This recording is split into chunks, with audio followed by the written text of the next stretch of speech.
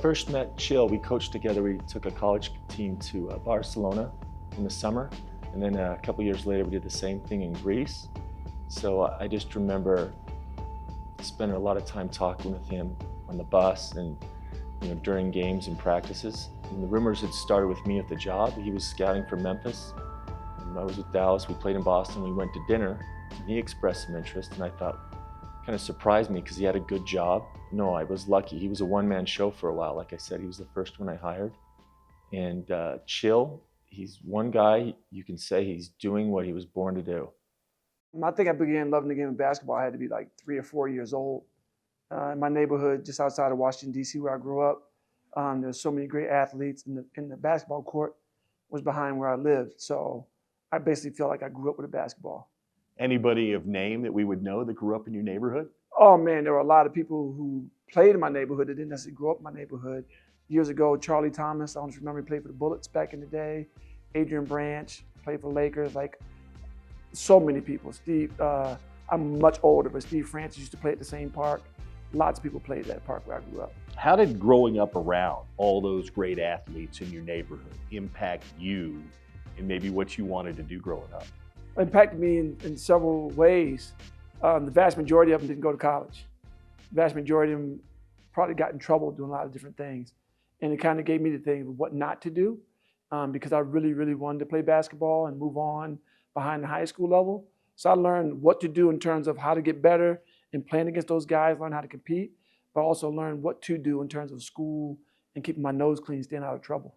How did where you grew up, from an athletic standpoint, from a cultural standpoint, kind of mold who you are today? I mean, I think it's who I am. I learned first in my home. I didn't grow up with a father. My mother was killed when I was in 8th grade in a car accident. So I learned the value of hard work, and both in the classroom and out in whatever my endeavor I was doing in sports. I played football, I played basketball, I ran track, played a little baseball. I sort of did it all. So it had a big influence on me in terms of I always had the thing that I'll come back because I want to. I don't have to stay here. I'm not stuck here. And that's really forged me forward in my career, that I always go back, knowing that I don't have to stay and be in the same situation I grew up in. I mean, I just remember the day my mother was buried, my friends who came to the funeral asked me what I want to do. And we went and played basketball behind the house for hours. So I just dug into sports, and then I had great coaches, but my older sister, one older sister is 3 years older than me. She was an athlete in high school, and she had a huge influence on me sticking and going the right path. Who was the biggest influence on you as a coach at any level? Who had so many for different reasons. The first coach I ever worked for was a guy named Guy Vitry at the University of Victoria in Canada, and he was considered a master coach. In Canada, the same as Europe at that time, in order to become a college coach, you have to get your levels. And the National Coaching Institute was in Canada, and he actually was the master coach when people came to get their levels. That was the first person I worked for, so he really taught me learn basketball theory, coaching theory, not just coaching basketball, right?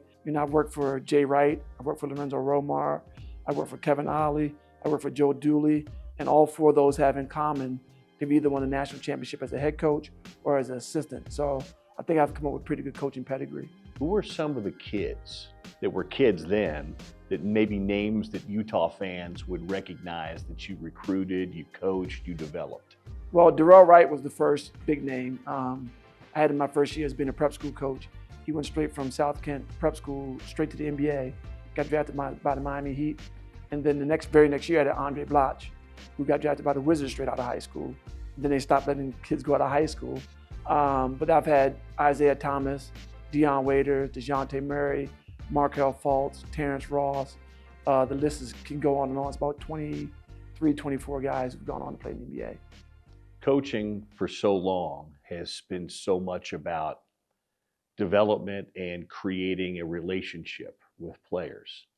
Is that tougher to do in today's day and age where you're not sure that you're going to have those players for 2 or 3 or 4 years like you used to? I don't think so. Because I think the best players love to hear the truth, and they don't get a lot of truth around them anymore. Everyone wants to tell them how good they are and not challenge them to be better in certain areas. And I really believe the best players want to hear the truth. And I'm a truth teller. And it's either it works for you or it doesn't. And I think you can really develop deep relationships with players. Even in an era where it's more transactional, they want to hear the truth and they want to know how you can get them better. And if you can do both of those things, I think you can establish really good relationships with players. What was it about this job in Salt Lake City and the University of Utah that intrigued you?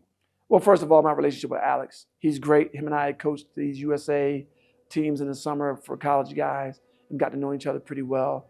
And then my familiarity with Utah when I was in the league at Washington, coming to Salt Lake City all the time. And then one summer, Utah Jazz had a free agent camp, and they brought in college coaches to coach the teams. And I was one of the college coaches they brought in to coach, so I had a lot of familiarity with Salt Lake and always loved the place. How does all that experience help you in this job today? It just keeps everything simple and in perspective, right? Especially with the transfer portal and the NIL area, the NBA thing really helps with your perspective because it's very similar in terms of, there may be free agents, they're playing for you now, they're not there next year. You understand roster construction, you understand the business side of it, and maybe you don't take offense when someone decides to leave because your place is not the place for them anymore. And you look at that and say, okay, well, sorry it didn't work, but we're gonna have to work on someone who think this is a good place.